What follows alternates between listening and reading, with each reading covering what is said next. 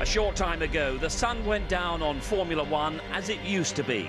Singapore brings us the most advanced new street circuit the sport has ever seen, complete with the most advanced street lighting the world has ever seen. It's now all set to bring us, for the first time, the Singapore Grand Prix at night.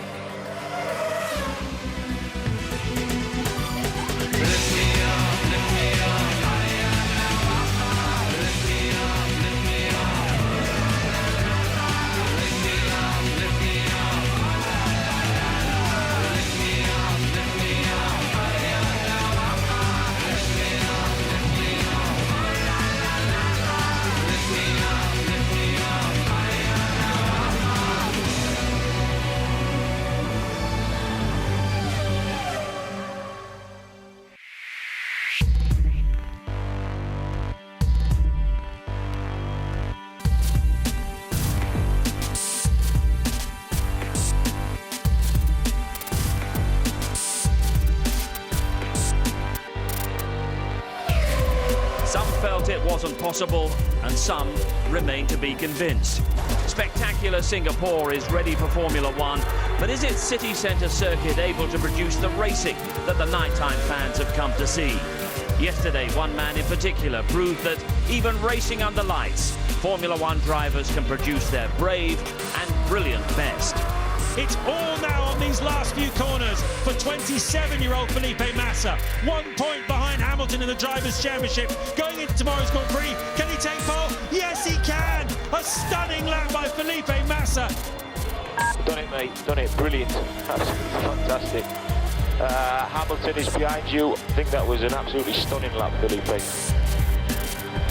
The distinctive tones of Ferrari's Rob Smedley acknowledging the brilliant lap from Felipe Massa that gave him Formula One's first ever nighttime pole position. So now here we are, ready to race in the sultry heat of a Singapore evening. Also that you at home in the UK can watch your live Formula One in your traditional Sunday lunchtime slot. But actually, Mark, it's no great problem, because on the evidence of qualifying yesterday, racing at night is a tremendous success, could well be the future. I think it could be the future, especially for circuits like Melbourne, Australia, then with a time difference. They've done a tremendous job here, Steve. I haven't heard any complaints from the drivers about the conditions under lights. And if anything, it adds to the spectacle. It really does. I mean, to see an F1 car come around the circuit in the dark, yes, there's floodlights, but you still see all the brakes glowing. You see the sensation of the skid blocks, the sparks come underneath. Fantastic. Well, absolutely everything about this Singapore weekend. Situated just north of the equator, Singapore was once a Malay fishing village. Named Singapura, Sanskrit for Lion City, it's been a bustling port since the 14th century. British imperial rule was established when Sir Stamford Raffles and the East India Company landed on the island in 1819 and claimed it for the Crown 5 years later. Singapore gained independence in 1965. The world is starting to change for Singapore, because originally we were a trading port, and now it's an international city now. We need something special to bring people here, Formula One. Singapore looks good enough in the day, so why go to all the bother and the expense of holding a race at night? The night race came from Mr. Eccleston. He had the foresight to say that Singapore, night race in Singapore fit brilliantly, you know, because of the location. And he knew if any country could do it, Singapore could do it. I suppose we wanted to be different. I mean, this is the first night race that's being held, and it attracts a lot of people. And you know, the time zone is also such that between us and Europe and the other audiences, the night is a much better time to do so. Everything took 18 months from scratch, and I think it's a bit of a record. None of the teams has any data about how the new track will evolve, but Ferrari might have a handy advantage. The bitumen is made by their sponsor, Shell. We were lucky because, thanks to our collaboration, we had the Fiorano track completely resurfaced with a new technology, with new product, and that helps a lot. But the busiest workers here have been the electricians. 1,500 lights placed 4 meters apart, providing 3,000 lux. That's 100 times brighter than the lights on the average UK motorway. Organisers are as sure as they can be the lights won't go out in the middle of the race. Safety is one of our paramount concerns, not just for the drivers, but for everyone else who has to work around the circuit. Essentially, we don't want anybody to have to do anything too different to what they normally do at a daytime race. It's a wonderful sound, sight and everything else. The whole town is alive with this. Everybody's Formula One. Nobody stops talking about it in Singapore. It's the first night race for us, and it's the first in the world. So that makes it, for me, the night race extra special. And the other great thing about racing at night, especially, Mark, in this part of the world, it's going to be substantially cooler, but this is still going to be a very physically demanding race for the drivers. It's going to be very tough indeed, Steve. Humidity is very high.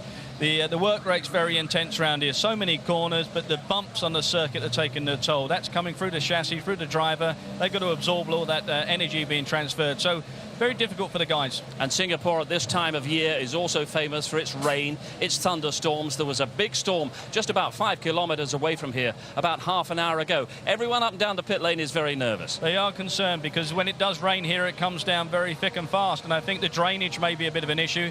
But saying that, a little bit unpredictable. We've seen the clouds come in and we've felt a little bit of rain, but it seems to be going away. And let's keep our fingers crossed. The rain under the lights, that's an unknown quantity. Well, it could be very difficult. You know what it's like driving down the motorway. It's raining, the lights are on, there's a lot of glare. That could be the same thing for a windscreen and a visor for the driver. So tough conditions. OK, before we get into the serious business of the race prospects, we've got Jensen Button demonstrating the other construction project for which Singapore is famous.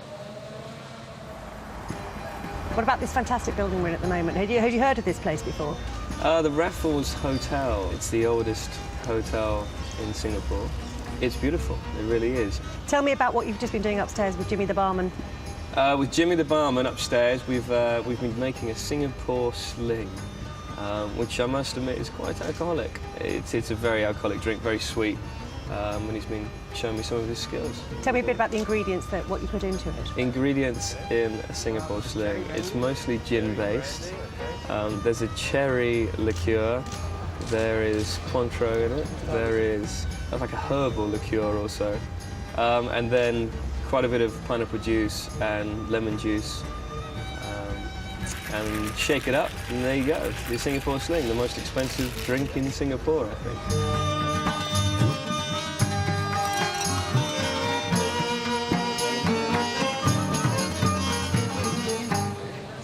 And it's certainly given Jensen a bit of a pick-me-up. He's at the wrong end of the championship, but he's qualified 12th for this evening's race. At the top of the table, Hamilton and Felipe Massa, poised for a four-race shootout to decide the title. Hamilton leads Massa by a single point. Singapore, Japan, China and Brazil are the races to come. And you have to think that Kubica and Raikkonen are now just fringe players in the title battle.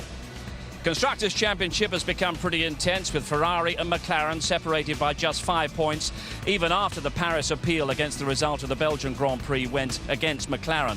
And it's equally intense for fourth, with Toyota and Renault locked together on 41 points. Renault hit hard yesterday by Fernando Alonso's mechanical failure in Q2.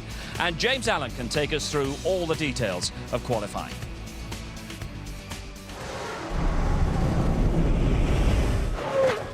Felipe Massa is turning into something of a street racing specialist this year. Pole in Monaco, pole and the win in Valencia, and yesterday on the streets of Singapore, he was on fire. The historic first qualifying session under floodlights was action all the way. The cars looked spectacular over the bumps and curbs. Fernando Alonso's pace in the Renault looked good enough to get him into the front 2 rows of the grid, but a fuel flow problem knocked him out early. He's 15th. David Coulthard and Jensen Button just made it through into the second part of qualifying this time, but no further. Button 12th, Coulthard 14th. Sebastian Vettel underlined his form once again, a second quicker than the Red Bulls. He was 4th fastest in Quali 2, en route to 6th on the grid. Lewis Hamilton lived very dangerously in Quali 2. He fluffed his first run and then had a scruffy second lap. He was 10th, at the mercy of other cars, but none were quick enough to knock him out of the top 10 shootout. Raikkonen was quick in Quali 1 and Quali 2, but could manage only 3rd when it mattered, 1 place behind Hamilton, who was relieved just to be there. On pole for the 5th time this year was Felipe Massa, by a margin of 0.6 of a second, suggesting he's a little bit lighter on fuel than Hamilton for the race. It should be a real street fight between those two tonight.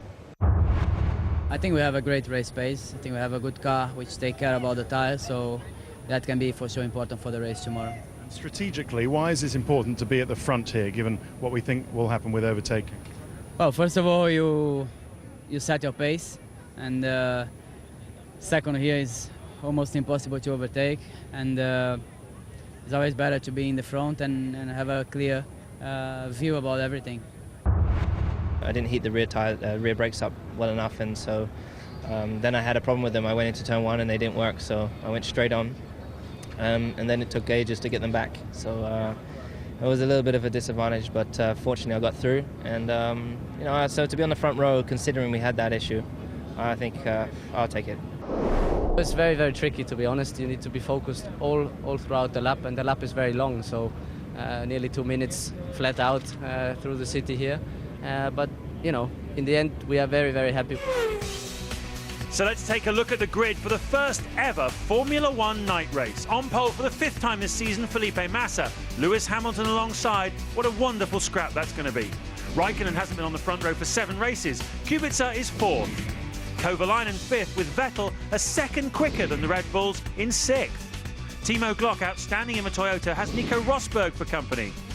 Then it's Heidfeld and Nakajima, his first time in the top 10. Truly a bit off colour this weekend. Button gave it his best shot. He's 12th. It's the 2 Red Bulls on row 7, Webber and Coulthard. Fernando Alonso could have been at the front, but a fuel problem means he's 15th with his teammate Piquet alongside. Bourdais and Barrichello on row 9. And at the back, the 2 Force Indias, Sotil and Fisichella, who crashed twice on Saturday. He's on the front row, so I suppose we shouldn't be too concerned. But why did Lewis seem to be struggling in qualifying yesterday, especially in Q2, where he was on the brink once again? I think we put it down to he didn't do enough laps, Steve. And I think when you're on a street circuit in particular, you've got to find your rhythm. You need to make sure you find every little line, the best place to be and not to be on the track because of those lumps and bumps. And just getting a nice flow. If you make one little mistake, it's going to be costly. It's a long lap, nearly 2 minutes, and I think that was the basis of why he was a little bit slower than Massa. Failed to get through Q2 in Monza 2 weeks ago. Is he starting to feel extra pressure in qualifying? I think there's a little bit of pressure coming through, and I have to say, I think Massa's also got the same pressure on his shoulders, and he delivered with an outstanding lap. So, you know, yes, I think there's a lot of things going against Lewis. Let's not forget that he was in the courthouse only a week ago, or just under that, before he turned up here. Well, Massa, to his credit, delivered just about the perfect lap here last night, and Martin Brundle has been taking a closer look at exactly how he got it so right. The Marina Bay Grand Prix circuit, 3.15 miles, a 61-lap race, over 100 seconds per lap. Let's take a look at a magnificent pole lap from Felipe Massa. 6,500 miles to hold a Grand Prix at night has led to some very strange timetable alterations. It's 1:30 in the afternoon. This pit lane should be full of mechanics readying the cars before the race, fans trying to get their last autographs. Instead, the stands are empty, and anyone working in Formula One is still asleep. That's often just as well, as it's been scorching hot here in the day, with sunshine and 32 degrees in the shade. By mid-afternoon, it started to cool off. 3:45, and just starting work. It's 10 to 4 in the afternoon. Well, that's okay. That's the sort of time gentlemen should be getting up for work anyway, isn't it? We're really just displacing ourselves by the amount that the sessions are displaced, and it seems to be working very well. The guys are fresh, and they seem to be enjoying it. So what does that mean? When's lunch? When's dinner? What time are we talking? Well, this is one of the problems. We're never sure what to call the meals, but we got guys coming in, for example, today, 4:30 in the afternoon, and then having breakfast. Today we'll be having lunch at around 11 p.m. I think, and we have our evening meal probably around 4 a.m. Our team doctor has done some research on that subject, and he's consulted with some specialists in the sleeping pattern, the whole function, how the body is doing, and he found out that, you know, it's possibly a benefit in terms of performance. You're trying to be as sharp as possible at the right time. It's now 5:15 in the afternoon, and I only woke up like 3 hours ago, so then I'll be driving, and it'll be night time, and so my body, teaching your body and your mind to believe it's your daytime, yet here it's nighttime. From 8 o'clock it'll be pitch black all the way till 5 a.m. in the morning. It kind of messes with your mind. Many people have been struggling to fight the body clock, but it's been perfect for a night owl like Raikkonen. I sleep when I feel like it, and I wake up when I feel like it, so it should be fine. It's not that we're going to race in the middle of the night, so I mean, it's on the evening. There's also a good chance of a safety car, but Ferrari are looking good on their flexible strategy.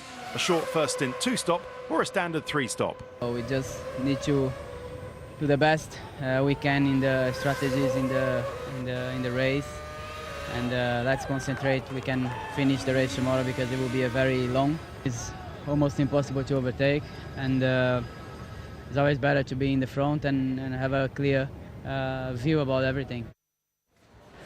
Lewis Hamilton arrived in Singapore with his championship lead still anchored at 1 point after McLaren's appeal against his Belgian Grand Prix penalty was found to be inadmissible by the FIA and dismissed. I'm sure if we hadn't put the case, having prepared it, we'd have been frustrated. So I think they listened to everything. They came to a ruling, which obviously we're disappointed, but we're not going to dwell on it. We're here to race this weekend. We're going to concentrate on that. And they'll be concentrating on Lewis. Heikki Kovalainen, who's played his joker card and taken his one permissible engine change without penalty, was relegated to a supporting role when he qualified 5th, whilst Hamilton's on the front row, albeit over half a second off Felipe Massa's single-lap pace. Felipe must have been on an extremely strong strategy to really outpaced us. I think, as you can see in the practice, we were very close, and all of a sudden there's quite a big gap. And I mean, maybe I could have gone maybe two tenths faster, maybe, but that wasn't the case. It looks like we're on the back foot, but I don't think we are. I think we're in a strong strategy position. It's going to be key we get a good start. I can only guess that the dirtier side is worse, because literally the dry line is the normal race line is over the normal grid positions, the first, third, and so on. So we have to wait and see. I hope that we have a fighting chance to win the race. But as I said, with strategy, I think maybe if I stick close enough, if I am behind, I think we have a good shot at it. And you could hear there the sort of sense of shock in Lewis's voice that he's been beaten to pole position by such a margin. I think he knows he could have gone a little bit quicker, but again, I think it's just because he made a few mistakes. He locked up in a couple of corners. Massa didn't make any mistakes whatsoever, and that's the difference. You just got the lap together. If you get it dead on round a place like this, you're going to get that advantage. But saying that 6 tenths of a second is a big one. But Felipe Massa has found himself on pole position at every street circuit during the course of this past season. What do we read into that? Well, we know he's good round them, that's for sure. But we also know 9 times out of 10, when Massa starts on the front row or on pole position, he normally goes off and takes the lead and wins the Grand Prix. It's when he starts a little bit further back, he never seems to come through. Big fight for me is going to be into turn 1, Stephen. Between Massa and Hamilton, there's past history. We're going to see some excitement. Well, Massa's getting ready, and while we await the cars heading off into the night, we'll give you a chance at the ITV F1 competition. This weekend we've got a great opportunity, the chance to experience a racing lap of Silverstone in the Santander 2-seater Grand Prix car driven by our very own Martin Brundle. You'll have transport to the circuit, a day at Silverstone with a friend, including lunch, and the experience of a lifetime as the Kings Lynn Crusader drives you around the Silverstone racetrack in the Santander 2-seater, a Grand Prix car that has a top speed of 200 miles an hour, 6-speed gearbox, and does 0 to 100 miles an hour in 4 seconds. So to be in with the chance of winning this great prize, courtesy of Santander and Abby, just answer this question correctly from your prospective chauffeur. Who was my teammate at Benetton in 1992? A. Michael Schumacher, B. Mika Hakkinen, or C. Damon Hill? Good luck. To enter, call 090 4959 6789. Calls cost £1 from a BT landline. Calls from other networks may be higher, and from mobiles will be considerably more. Or you can text F1, followed by the answer of A, B or C, to 63337. Text also costs £1 plus 1 standard network rate message. Digital satellite and cable viewers can enter by pressing their red button now. You can enter for free at itv.com until 5 p.m. Friday, 3rd of October. Entrance must be 18 or over. Phone lines close 5 p.m. Tuesday, the 30th of September. And entries made after the closing time won't be counted, but may still be charged. Good luck with that. The car's yet to go out into the Singapore night, but we await alongside the Ferrari garage here. What has impressed you most of all about the Ferraris around Singapore? I think the biggest impression for me is the fact that they just look a lot easier to drive than any other car out there. And when I've looked at the in-car camera laps of Massa, of Hamilton, the work rate between the two of them is considerably different. And that's really going to take its toll over a race distance, Steve. I can assure you, when these guys get out at the end of the distance, they are going to be very tired indeed. How much of a racing line is there developing out there? How much has the track evolved during the course of the last couple of days? I mean, it does evolve, and there's more rubber going down. It's a brand new surface, obviously, but the other thing with a street course, it's like driving in the rain to some extent. You're constantly trying to find the optimum line, and that's not because there's rain there, it's because there's so many bumps on the circuit. There's a little line you can thread your way through, and it gives you the best balance and grip in the car. And Lewis Hamilton has already rather ominously said there'll be no overtaking out there. This race is going to get won and lost in the pit lane. I think it's going to be down to a lot of tactics. I also feel, though, there's going to be a number of guys making a few errors, and a few mistakes going to get made when they come off the corner, and that may capitalise for the guy trying to go underneath somebody into the next turn. That's what you've got to watch out for. But it is such a spectacular... And points until 8th place, so the target is to do the best job possible and hopefully score some points. I like this map. One of these? And one of those? Yeah. Oh, one of these. Yeah, mate. If it was in the middle a bit, then you can wrap it. Oh, you're gonna break it. You're gonna break it. I'm gonna eat it. Sebastian. Training. Sebastian's coming to Formula One with a real bang, especially in the last few months. Obviously, he's driving very, very well, and his exceptional victory in Monza was a real credit to him. So he knows what I thought. I passed on my congratulations to him from a fellow driver. It was very important. Obviously, you know, the title of all the magazines was that the youngest winner ever, but to be honest, for me, it's not that important. For me, most important was to win the race and to score 10 points for the championship for the team as well as for myself. So, you know, it was a great day, a great weekend for us, scoring pole position, and then the first win for the team for Red Bull, I think, was just fantastic.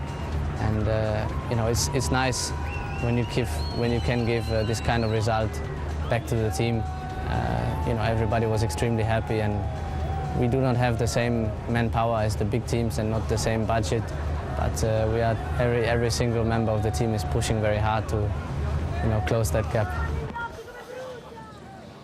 And you'd have forgiven Sebastian Vettel if this weekend had become a bit of an anti-climax, but he's qualified so well, and it was his composure in Monza that was so impressive. And I think his composure turning up for this weekend, because he's now arrived as a Grand Prix winner, the youngest guy ever, and you have to say, Steve, he's done a fantastic job. He's put the Toro Rosso in a place where we didn't expect it to be, definitely not inside the top 10. And he's got such a balanced pair of shoulders with an old head, so, you know, he's making the most of it.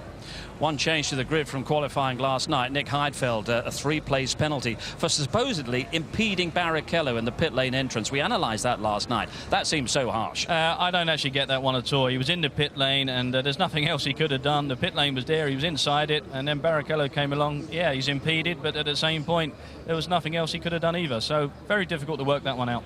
So he will now line up on row 5 alongside the Williams of Nakajima and the 2 Williams qualifying in the top 10. That's a big boost for them. That's a huge boost for them. They're really coming up around the street course. I think the package of the Williams and the Toyota suits the track, but it'll be interesting to see how much fuel they got on board in this first stint of the race.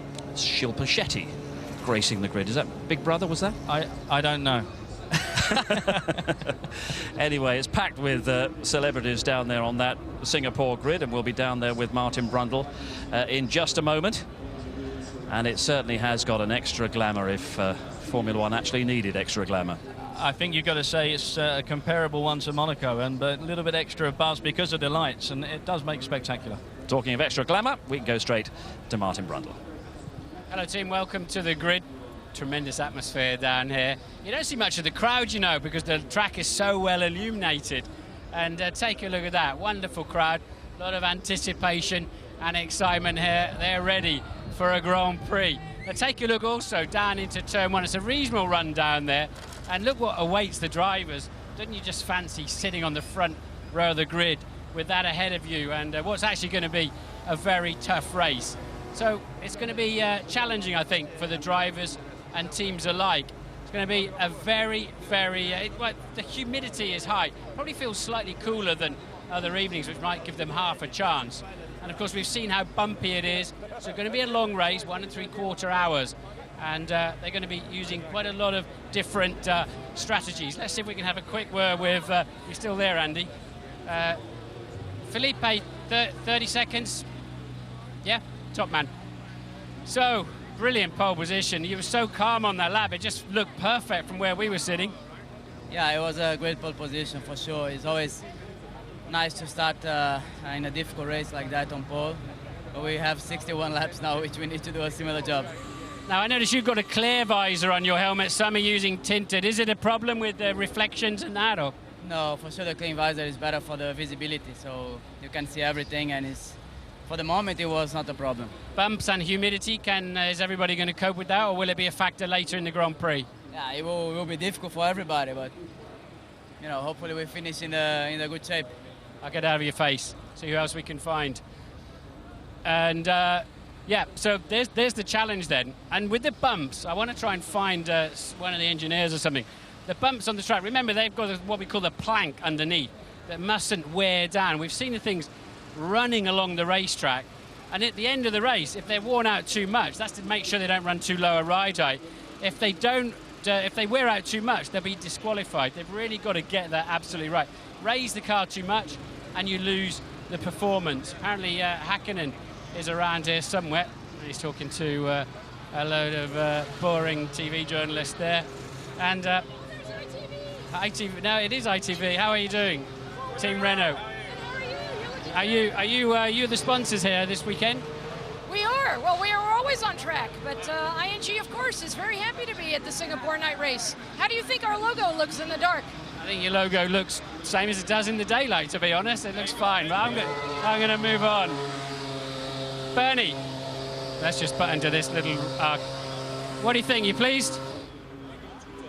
You pleased with it? Yeah, great. Everything's no complaints about anything at all. Super. Any interesting people in your little entourage I could talk to? Prime Minister. Oh, you've done me before on Prime Ministers. Really? Prime Minister. Okay. That's okay. I'm going to get. Good to see you. ITV, we're live to a few million people in the UK at the moment. How do you feel about your Grand Prix? You satisfied with it? We are feeling very good. It's gone very smoothly. Everything is set up, and we're looking forward to the race. Well, congratulations. It certainly looks very good. I hope the race works out well. What do you know about the local weather? You must be the specialist here. Are you expecting rain? All our people put up chilies and onions to prevent the rain from coming down this evening. Okay, chilies and onions. That's obviously the hot thing to do. Bob McKenzie here from the Daily Depressed. You're always in the back of my grid walks. Clear off. Right. Ross, any information? We're talking about the plank wear and all of that, the challenges of the race tonight. Do you think that could be an issue? Bumps are definitely an issue, and I think the trouble is if there's any racing going on and they get offline, then it could be pretty eventful. Going into 7, there's only one line. If you go offline, you're in trouble. Oh, really? Now, what about brake wear? Are brakes critical? They're on the limit. It's probably the hardest circuit of the season, so we're going to have to manage them in the race. And has that caught anybody out? Do you think people have got the right amount of blanking? I don't know, to be honest. You can see on the Ferrari, they've got pretty big brake ducts on the front. Probably the biggest I've seen this year, but I think we'll manage, but I don't know about other guys. All right, you're spying down here on the Ferrari. Now I just want to talk about those. You see what Ross was talking about, the big brake ducts here that channel air through and through a drum out through the wheel, and we'll keep an eye on what they're going to do. A quick word here with Tamara Eccleston. Tamara, we talked to your dad. How do you feel? Are you going to take all this over when your dad decides to retire? I don't think so. I don't think I'm quite up to it. But for now, I'm just enjoying the fantastic atmosphere here in Singapore. It's incredible. Okay, good stuff, isn't it? I've got to throw back now, but nice to see you. Okay, back to you, Steve. Well done, Martin, an expert on errant prime ministers with strange ideas about the weather, but the main concerns down there, quite clearly the bumps on this circuit. And are they a traditional characteristic of a street circuit? They are. Normally, I mean, the circuits are pretty bumpy, and that's what it's been like in years gone by. But the problem is, most of these guys are used to a billiard table surface on tracks, and I think they've come here and it shocked them slightly. It's very much like a typical American street course, and you know, to somebody like Sebastian Bourdais, not a big problem, but the others, they've got some problems with it. Does it suit a particular kind of driver? Because it's almost like driving in the wet, learning the circuit, learning lines. It's pretty much, you've just got to try and experiment with different lines. You've got to experiment with different braking points, because if you hit the wrong bump at the wrong time, it's going to really cause you a massive problem. And you've seen lots of guys getting into trouble. Now, the Toyota was a car that was really seeming to struggle with the bumps. They seem to have sorted out. Timo Glock has qualified on row 4, and I think Ted is with him. Well, Timo, I thought it would probably feel weird, and it does feel a bit weird being here at night. How's the track coming to the grid? It looks okay. I mean, quite a lot of oil in the last sector, in the last corner for the turn-in, but you should be okay, and I think so far well prepared for the race. Everything all right with your brakes? They might be an issue for some other people around here. No, I think we are right. We are in the right window with the brakes, so we should be okay. Concern about the bumps and quite clearly concern about the heat in those brakes as well. Yeah, I think the heat outside of the car and inside the cockpit for the drivers, but braking will be a major problem. Not forgetting they've not been here before. It is the first time, so they've got no data whatsoever to go on. They've all done their simulations, but they're not like the real thing. And if you get a car that starts to run out of brakes, and I've had that situation, it's going to be very dangerous indeed. The pre-race preliminaries continue. And our Singer at the front of the grid ploughs on regardless, and we will do the same, and we will acknowledge how well Williams have performed getting those two cars in the top 10 for the first time in quite some time. First time indeed all season they've had two qualifiers in the top 10. Nico Rosberg will start from row 4, and we can hear from Nico. Nico, it's a novel approach to keeping cool. Is the towel doing the job for you? Yeah, no, it's working well, and because it's going to be very, very hot, so it's better to try and keep it as cool as possible before the start.